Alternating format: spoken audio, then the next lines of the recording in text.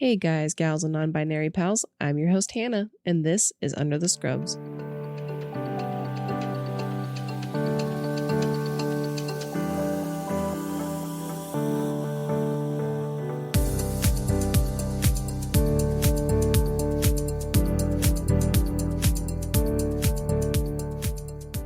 Welcome everyone to another episode of your favorite podcast. We are back this week. I was going to continue, Fraud February, but we're in March now, baby. But we are going to be talking about Florida and the fake nurses that they were pumping out. Now, not all of the nurses there were fake, but there was quite the scandal in 2023. And I thought this was something that was more widely known. I was very surprised to find out that it wasn't. I've made jokes before, when you do something stupid, I'd be like, oh, don't worry, I didn't get my degree from Florida. And it just totally fell on deaf ears. So maybe I'm nosy as hell, or I just like to stay in the loop as much as possible. But this was kind of something that made me think about starting Under the Scrubs. So much happens in the medical world that sometimes it's just difficult to kind of keep up with things. And so I wanted to change that, create a little community where we can talk about this kind of stuff, and maybe you know about it, maybe you don't, but this is a space where we can just share. So before I start, I'm going to do my timeout, but this is going to be a little bit different because I have here with me... Hello, her fiance. Chris. Chris is going to be here. So I figured he's non-medical, and so I'm going to read off medical slang, and you're going to tell me what you think it means. All right, let's do this. Okay. A geezer squeezer. If I tell you we got somebody coming in, they got the geezer squeezer on. An escort for old people? No. They're coming in to squeeze some geezers? No. It's a Lucas device. A what? A Lucas device, so it goes over the patient and it pumps their chest. It's like a machine that does it. A geezer squeezer. Pull and pray. I don't know what pull and pray would be. It's a risky extubation. So you pull the breathing tube and pray you don't have to put it back in. You actually might know this one. Homie ambulance or a homie drop off. Oh, when someone basically races to the hospital, drops somebody off and said, hey, take care of them, and then drives away. Kind of. They usually just drive through the ambulance bay and they shove them out the car, usually dead or bleeding out or something. And then they just keep driving. The nice thing would be to check them in. They don't do that. All right. You might know this one. DC to JC. I heard you say it before. Mm-hmm. I forgot what DC mean. Oh, discharge to Jesus. Yep. Discharge to Jesus Christ. Yeah. They are celestially discharged. What else does DNR stand for? DNR. Mm-hmm. Diego Nancy Romeo. It originally stands for do not resuscitate. I heard you say that before. Mm-hmm. But what else does this stand for? DNR. Don't nut in a restroom. No, it means dirt nap ready. So they're dead. Nope, they're just ready to take a dirt nap if that's the way it goes. Southern intubation. Is that a catheter? Sure is. Good job on that one. Disco rice. Ew, are those maggots? Yeah. Yeah. Emotional incontinence. The constipation of emotions? No, incontinence. Incontinence. Well, someone can't control their emotions? Mm-hmm. Oh. Take it further. Take it further? They're dramatic. Oh. Yeah. That's a pretty messed up thing to say to someone. I guess some people deserve it. Dose of Edison medicine. Electric chair? You think we give the electric chair to people in the hospital? The pad thingies. Yep, a defibrillator? Yeah. Yep, means they got defibbed. Tending the garden. This one might be a little dark. Tending the garden. Yeah. Well, the first thing that comes to mind is I've heard you refer to something in a hospital called bush gardens before. No. So bush gardens is what I call GYN. Yeah. Like surgeries and stuff like that. No, tending the gardens, like I said, it's a little dark. It's like when you've got a patient that's trached and pegged and they're just kind of laying there and they're basically a little vegetable. Yeah, it's pretty dark humor. It's the only way we know how to cope with things. Delaying natural selection. Saving someone's life when they probably should have died. Kind of. It's usually like when family comes in and changes code status after the patient's incapacitated, which I think is the biggest dick move you can possibly do. Jerry dust or skinfetti? Dandruff? Kind of. It's like when you pull like the socks off or like compression socks off of someone's legs, and then you just see all the skin flakes come with it up in the air, and you know that you're breathing that in. Free Parmesan cheese. Pretty much. Booty juice. Booty juice? Booty juice. Booty juice. Is that when someone's pissing out their ass and they have like diarrhea or something? No. No, it is like when you give somebody like an IM backup, like a B-52 or anything like that, like an IM injection. It usually goes in their butt because it's got to be a deep IM. So, But stuff. If I tell you I need a 7th presser, keep in mind there's only 6. What is the 7th presser? Someone's 13th reason? No. I don't even know what a presser is. Raises your blood pressure, maybe raises your heart rate too. So if your blood pressure is like 60 over dead, we're going to start pressors on you to raise it. Okay. So if you need a 7th presser, is that a Hail Mary? Well, there's only 6. What do you think is the 7th one? God? Yep. Pretty much. If I tell you I need the 7th presser, it's because I need you to get God down here because they're about to meet. Factory reset. If I tell you that the patient factory resets, what does that mean? They were dead, but not no more. No, they sundown. So like when is that when they go psychotic at nighttime? Yeah, I mean, yeah, pretty much. At nighttime, all of a sudden they are like go from like really sweet and angelic to really mean and like aggressive. Someone come get your Meemaw. She's being a dick to nighttime nurses. Yeah. Can you tell me any of the names for the Pure Wick? For the what? Pure Wick. Pure Wick. Mm-hmm. What do you think that is? Something to do with moisture wicking. Mm-hmm. Like moisture wicking underwear or spandex. That's what you think it is? Yeah. It's like a blue little hot dog with like kind of like a mesh cotton thing in the middle of it, and you connect it to suction, and it goes in between your downstairs lips, basically.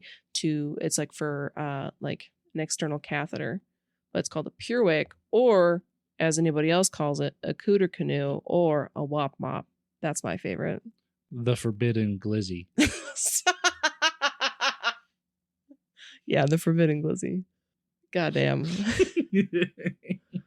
Okay, and that's been medical slang with my fiance. Bye. I think my timeout really just kind of shows that sometimes, he does listen to me. Mainly it's probably the messed up things that I say or when the dark humor kicks in, but hey, he listens. Am I right? All right. Resources for today's episode are Nurse Journal, Tampa Bay Times, WPTV, U.S. Attorney's Office, Southern District of Florida, Lento Law Firm, ARS, Technica, Becker's Clinical Leadership, NBC South Florida, Times Union, and Iowa Capital Dispatch. So Operation Nightingale, that was initially started in 2019 with a tip from Maryland about 2 business people, Geralda Adrian and Woosvelt Predestin. Geralda owned 2 private educational companies, DocuFlex and More, and Powerful U Healthcare Services, where Predestin was an employee. Together, they had cooked up this idea that with these schools in Florida, they're going to create and sell fraudulent degrees and transcripts. This all kind of came into a head in 2021 when an undercover FBI agent met with Geralda in her office. And Geralda tells the undercover agent that, a typical nursing school program takes 22 months, about 4 years. And then she offered said undercover agent a degree from Palm Beach School of Nursing. They're going to sprinkle in a little training for the NCLEX, and they could test in New York for a whopping $16,000. You don't have to set foot in a hospital for clinicals. You don't actually have to go through nursing school, just 16 G's, and this degree is yours.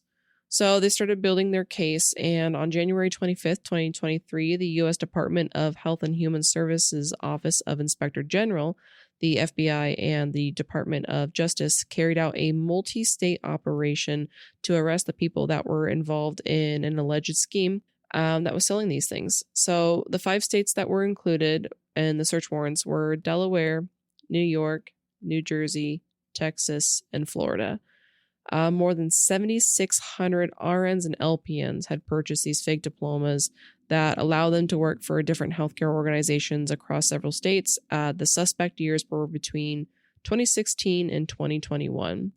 So when this all comes to light the next day, January 26, 2023, the American Nurse Association president, Jennifer Kennedy, sorry, girl, you got a lot of credentials behind your name, so I'm not going to list them all. She made a statement regarding these fake nurses. She said this disturbing news of a coordinated conspiracy allowing individuals to circumvent necessary coursework and clinical experiences, as well as critical steps in the nursing licensure and credentialing process, is extremely unsettling. Nursing is without a doubt a highly specialized and ethical profession requiring rigorous and lifelong education and training to acquire unmatched clinical expertise. You don't achieve this overnight. There are no shortcuts in nursing. Our patients and clients depend on us. It is both a demanding and rewarding profession that requires individuals to be adaptive to the evolving and complex healthcare landscape to ensure the delivery of safe and quality patient care. Dang, those are long sentences. Is what, she didn't believe in periods? Goodness. So from what I understand, this is basically how it went. You paid the schools X amount of money. So what I was finding is that for like LPNs, you're going to pay about 10 grand. For RN, you're going to pay about 17 grand. And in return, that school's going to give you a diploma. They're going to send off your transcripts to whatever nursing board that you're going to go to. And then you're going to register to take the NCLEX. So what really kind of on top of the tip that they got, Florida really started popping hot during an audit that they were having really poor passing rates at these schools. And so that's when these red flags kind of start waving. The investigation turned up about $114 million of fake nursing diplomas that were sold across multiple schools. There are two categories of defendants in this case. So they had recruiters that would bring students from other states to come get the shortcut. And then the other group involves like owners, operators, and faculty of the nursing schools. So all the schools that closed or were involved in this: Carleen Health Institute, Carleen Home Health School, Ideal Professional Institute, Inc., J College of Health, LLC, MedLife Institute, West Palm Beach, MedLife Institute of South Florida, MedLife Institute School of Nursing, Palm Beach School of Nursing, Quisqueya Healthcare Academy, Quisqueya School of Nursing, Sacred Heart International Institute, Inc., Siena College of Health, Siena College of Nursing, Siena College of Health, LLC, Siena Education Center, LLC, Sigma College, Sigma Institute of Health Careers, Sunshine Academy, TechniPro Institute, and the Enfime Institute. So in case you weren't counting, that's a total of 19 schools that were involved in this scam. Maryland has officially put these schools as like a no-fly. So nurses that have any kind of connections to these schools, you apply to get your license over there, they're going to deny you. Washington, Texas, North Dakota, multiple other states have published these lists as well to like their nursing board pages to really declare like their intent that we're going to investigate the nurses affiliated with these schools. So once these individuals were arrested for the connection to the fraud, so their schools were either ordered by the state to shut down or they were visited by the Florida Commission for Independent Education. I'm going to call it FCIE. And with the investigation and some interviews, they ordered closure for the other schools. It's kind of interesting, though, because some of the schools still have websites up. Like they show them online. Some of the other ones, they show that, they're permanently closed. The Siena College also had their license placed on probationary status in 2020 due to low passing rates. And Palm Beach School of Nursing actually had their license stripped in 2017 due to low passing rates, but they still operated illegally without telling their students. So the individuals that were arrested are as follows. I'm going to apologize because I'm probably going to butcher some of these names. Stanton Witherspoon, Alfred Selou, Renee Bernadelle, Unaid Sanon, Gail Russ, Cheryl Stanley, Crystal Lopez, Ricky Riley, Noberto Lopez, Damian Lopez, Francois Legagneur, Reynoso Said, Cassandra Jean, Yelva St. Preux, Evangeline Nisant, Roni Michael, Valère Durosau, Yvos Thermatis, aka Yvros Thompson, Ludney and Sergei Jean, Simon and Anna Eidemann, Romy Lewis, Nadege Auguste, Johanna Napoleon, and Charles Etienne.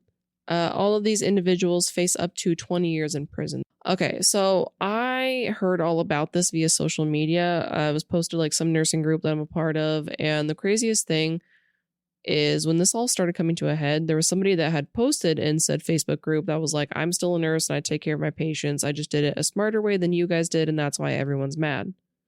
Okay, first of all, that just kind of shows you right there. That was a dumb idea because you posted with your account, not anonymously. So, of course, she got turned in and stripped of her license. So, joke's on you. Now, originally I'm from Washington, and the nursing board there sends out emails with information, updates, meetings, whatever they got going on. I'm not even kidding you. Washington State was putting these people on blast. They would send out these emails and being like, oh, here's these, first name, last name. They applied for a license endorsement. Here's where they lived. Here's where they want to live, whatever. Here's where they want to work.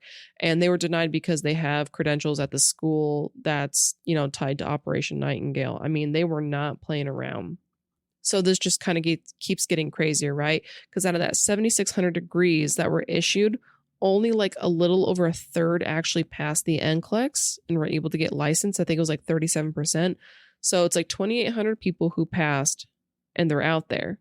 Now, it's considered illegal to impersonate a nurse, but if these 2,800 people were caught with a license, all they got was their license stripped, and that's it.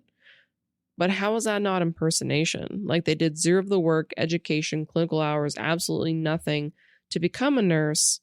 They paid for a degree, somehow miraculously passed the NCLEX, worked as a nurse, and then got their license stripped because they're not actually a nurse. I mean, to me, that's impersonation. Come on now. So the other side of this coin is the people that actually earned their degree the right way, and now they were being targeted by licensing boards. The New York licensing boards started telling nurses who had graduated from these colleges that they either needed to turn their licenses in or they needed to have a qualified nursing program submit verification of acceptable education. But how do you do that when your school is shut down and they really lost all credibility being caught up in this scam? State licensing procedures require officials to give fair notice and a formal hearing before revoking licenses, so there were quite a few nursing license defense attorneys who jumped in on this to help those who had obtained their license legally and needed to really defend it. So Ramadu Ali, she is an LPN in Delaware. Her and four of her friends attended an open house in Philadelphia to learn about their bridge program at Palm Beach School of Nursing, since Ali had received a flyer to her home about it. They were told that because of their credits, the associate program would only take 12 months. The friend group, showed up, checked it out. 12 months didn't seem so bad for a better step in their career, and the school seemed great. Ali wasn't sure how the school got her address. Maybe it was fate. But she applied, she did her background check, and took her entrance exam. A majority of her coursework was online, but she did travel to Florida roughly 5 times during that 12-month course. What Allie didn't know, though, was that the school was only approved for face-to-face instruction and not distance learning. So when Allie passed her NCLEX on her second try in 2020, she got her RN license and she was ecstatic for a new start. By November 2022, she got a letter in the mail saying that her license had been annulled. Joseph Lento is a Philadelphia lawyer, and he represented Allie and about 100 other nurses that are fighting to get their license back, stating that they were victimized by school operators. Jamal Jones is another attorney in Miami who represents another group of nurses that are stating that they did not obtain their degrees fraudulently and asking for the board to reinstate or requalify them so they don't have to go through nursing school again. One of Jones's clients had done most of her education with an unaccredited institution, ended up transferring to one of the fraudulent schools, which at the time was accredited, and then now got caught up in this scandal and lost her license. Jordan Fensterman is an attorney that represented several nurses in New York, and he called out the nursing board for suspending licenses and even rejecting applications for them at a time where the world was still grappling with the shortage of nurses, especially with COVID. He stated, "These New York State nurses have earned not only the benefit of the doubt, but have already proven themselves clinically on the front lines of a historic pandemic." He had spoken to nearly 40 affected nurses, many of which were immigrants from Haiti who attended classes and even flew to Florida for training. There were others that participated in New York-based exam prep programs that were affiliated with the Florida schools. Most of these individuals were already LPNs and they were seeking their RN degrees. It's kind of like being stuck between, a rock and a hard place, right? You've got people who obtained their degree fraudulently, and they knew it. They knew that they were cutting corners, but, there was others that really thought that they were attending this bridge program or that they were getting their RN license. That to me is a little off considering how these programs are, right? The other side is the people who did go to these schools, got their degree legally, and now they're being asked to turn in their license. So like at first I did my associates. It was a full 2-year program and it was intense. When I went for my bachelor's after school, I did it online. But I did so much research just to ensure that I was going to an accredited school and that the program was legit. I knew that going into it, it would maybe take 9 months to a year, whatever. It would all be papers and discussion boards. So I knew if the course had ventured away from that, it would be sketchy. I already feel some kind of way about online nursing schools, like, the ones where you have to like learn online on your own and then go find your clinical sites. I don't think those are the most solid options, especially because it's up to you to find a preceptor. I'm not saying that like good nurses can't come from them, but I personally don't think it's a solid idea. And I think any kind of nursing school that's like, hey, you can be online, that should already be a little suspicious. I'm personally convinced, I think I've worked with one of these fraudulent nurses before. I was on a contract and there was a nurse from Florida who was wild and out, like the type of nurse that you work with and you think, hey, how'd you get your license? Do you drive yourself to work every day? Right. She got physical with an intensivist because she felt like he was being too rough when trying to intubate and then trying to leave said room during intubation. And pharmacy is trying to hand her RSI meds. It's a COVID room, so they're trying to hand her because they don't want to go in. She kept trying to like leave. I need to step out. I need fresh air. Pharmacy's like, girly pop, we're in the middle of an intubation. You can't leave. After that whole crazy shit show, like basically those of us that were on the floor ended up taking care of her patient because restraints weren't put on, sedation wasn't titrated to keep them comfortable, evening meds weren't given. Some of them were really time sensitive. So we're already taking care of like our patients on vents. We're taking care of hers. Like 3-4 o'clock in the morning, baby girl's snoozing at the nurse's station. Like still no evening meds given, like even the time sensitive ones. That was one of the first times I've ever seen someone get their contract canceled on the spot. Is like, I just couldn't believe the level of neglect that this person gave. And then when I heard this story, I was like, oh my God, that person was from Florida. That's crazy. So did we ever find any of these nurses? Court documents indicated that some of the questionable nurses were employed at the VA hospitals in Maryland and New York, a hospital in Georgia, and a SNF or skilled nursing facility in Ohio, amongst many other places. So Delaware annulled 26 people. Georgia reported 22, and they sent letters asking that the individuals surrender their license voluntarily within 30 days. None of them did. The Washington State Board ID'd 150 nursing applicants that were using credentials from the schools involved. In total, 7 had their license rescinded. 4 applicants were denied. 62 were like an illegal limbo, and then the remaining 77 were under investigation. New Jersey ordered 56 nurses to stop practicing, rescinded the licenses of 20 of them, and then nullified 26 other nurses, like those temporary licenses that were being obtained during like COVID. Texas Board of Nursing filed formal charges against 23 nurses for fraudulently obtaining educational credentials, but nurses were allowed to work while those charges were pending. New York requested more than 900 nurses to prove their credentials or surrender their licenses. They also paused the license applications for 2,352 nursing students until they could prove that they've met all the necessary requirements. South Dakota suspended the license of an LPN who used a fake degree to get her license, although they waived the suspension pending the completion of an LPN refresher course. The board denied licensure to 2 registered nurse applicants. Hawaii denied licenses to 12 individuals who allegedly submitted fraudulent transcripts. Iowa revoked 3 licenses after an investigation. Nevada revoked 1 license. Michigan initiated administrative action against 7 individuals. Idaho confirmed that they were investigating nurses who may be tied to the scheme, but they declined to share further details. Alaska found 3 people involved, although 2 people had expired licenses, but all 3 were under investigation. Missouri investigated 1 nurse. Ohio confirmed that they were investigating but wanted to remain confidential until the board issues a decision on action. Alabama found one nurse who might have obtained a license based on fraudulent transcript. Kentucky found one during their investigation but declined to share additional information. Arizona found 10 nurses. West Virginia investigated an undisclosed number of nurses who may have purchased a fraudulent degree. South Carolina ID'd one individual who may have obtained their license with a fraudulent degree, and since then their license has lapsed. Rhode Island was contacted by the federal law enforcement but had not issued disciplinary action to any nurses tied to the scheme. Massachusetts confirmed that they were investigating, but that was about it. North Carolina also shared that they were investigating, but declined to share additional details. Wyoming had not found any during their investigation, and neither did Arkansas. Now, I was able to scrounge up a few articles about 3 nurses that were in Iowa. Helena Donway of Cedar Rapids was stripped of her license after she was found to have gotten a fraudulent degree from MedLife Institute in West Palm Beach, Florida. She submitted her application in 2019 for her RN license after stating that she had received her associate's degree in 2017. Her transcript shows that she attended the school for about 10 months, February 2017 to December 2017, and she was able to pass the NCLEX and obtain her license in April of 2019. She was initially to pay $6,000, but was able to negotiate down to $3,000 for her tuition. She acknowledged to the board that she did not participate in any kind of nursing coursework or clinical education, but she did take and, pass the NCLEX.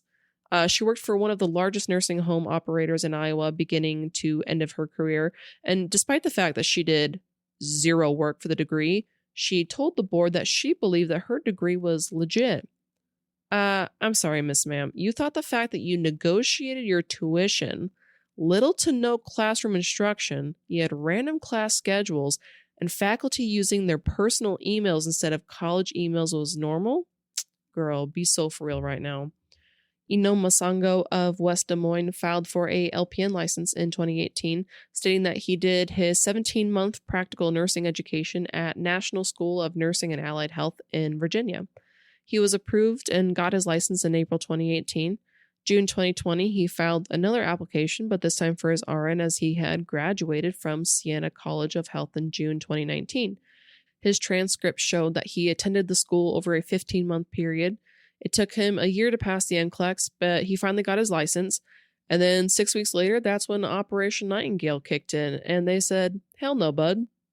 Overall, he paid $11,000 to that National School of Nursing and Allied Health, and said he completed in 2017.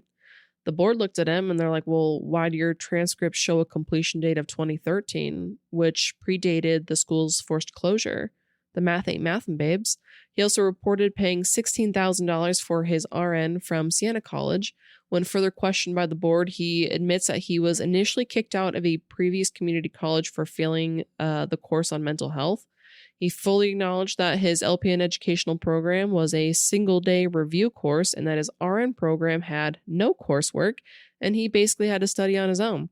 He took his LPN test twice and his RN test 4 times. He worked as a travel nurse, and he was also employed at one time by the Colorado Mental Health Institute.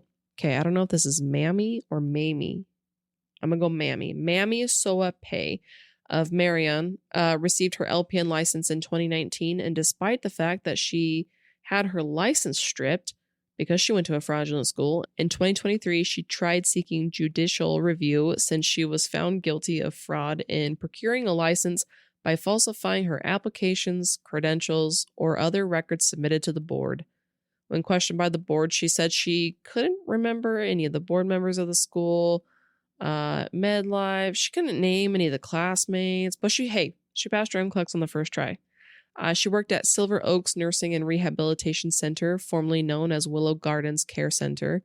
Over the 4 years she worked there, she was, quote-unquote, consistently given poor performance reviews due to medication administration errors, poor patient assessments, poor documentation, failure to adhere to the facility's policies and procedures, and unprofessional behavior.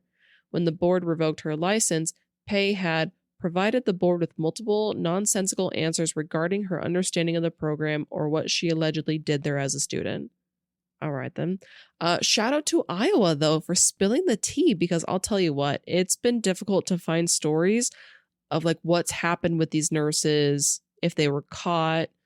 It was very difficult to find these. I think it's kind of insane to get your license revoked when you clearly didn't go to nursing school, but then you're going to double down and try to appeal that revocation. Babes, take the L. Okay, say a quick little thankful prayer that you didn't get charged with impersonation of a nurse and actually had to do jail time. Apparently, investigators also uncovered that these students were encouraged to apply for licensure in Iowa and other states that are perceived to exercise a lower threshold of scrutiny on applicants. Iowa does not limit the number of times that someone can take the NCLEX. So, September 2023, those who were convicted of conspiring to and committing wire fraud were sentenced to over 21 months in prison. In September 2023, those who were convicted of conspiring to and committing wire fraud were sentenced to over 21 months in prison. Geralda Adrian pleaded guilty to conspiracy to commit wire fraud and mail fraud and was sentenced to 27 months in prison with 3 years of supervised release and a forfeiture of $3,309,000. Roosevelt Predestin pleaded guilty to conspiracy to commit wire fraud and mail fraud, and he also was sentenced to 27 months in prison with 3 years of supervised release and a forfeiture of $3,309,000. April 2nd, 2024. This was one of the most recent updates I could find. There are 3 defendants who were sentenced to federal prison after being found guilty of wire fraud and conspiracy to commit wire fraud charges. This whole trial took 3 weeks. You have Gail Russ. She was sentenced to 78 months in prison, followed by 3 years of supervised release, and she was ordered to forfeit $861,672. Cassandra Jean, sentenced to 36 months in prison, followed by 3 years of supervised release, $20,000 fine, and forfeiture of $4,698,828. Valere was sentenced to 33 months in prison, followed by 3 years of supervised release, and a forfeiture of $1,381,913.40. Don't forget those 40 cents, okay? 11 other people were charged with their involvement in this scheme, also pleading guilty to conspiracy to commit wire fraud. So in total, there were 27 that were charged and convicted. Johanna Napoleon pleaded guilty to conspiracy to commit healthcare fraud and wire fraud. She was sentenced to 21 months. She got a deal, though. So sentenced 21 months in prison and was ordered to pay roughly like $3.5 million in penalties. And then the deal was she pleaded to that, and then she was going to turn around and be a star witness in the trial against those 3 defendants that I just talked about. I mean, learning about this is incredibly frustrating. One, nurses have held the title for the most trusted profession for 23 years. But this scandal obviously puts us into a bad light. It's like you hear a story about a bad doctor, and then you've got someone that thinks, well, all doctors are bad, right?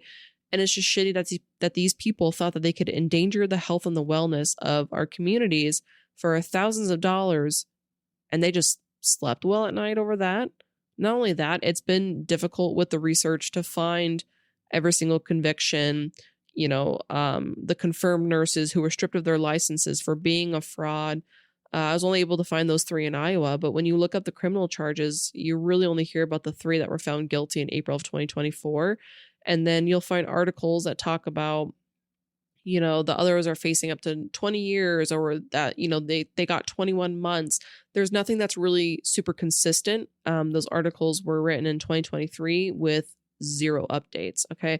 I want to know what happened, mainly because I'm nosy, but also I want to make sure that they got what they deserved. Like, I want to know that justice was done. I'm still a little pissed that these imposters didn't even get charged with impersonating nurses. I think the scary thing is to think too that there are nurses out there that haven't been caught. So make sure you're always taking good care of your patients. And if you ever get a nurse that's wilding out trying to fight an intensivist, maybe ask her where she went to school.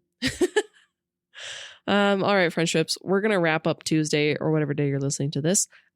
So we're just going to have to miss each other till next week. But don't forget to subscribe and turn on automatic downloads. Follow me on the social medias. I started making TikToks, so yikes.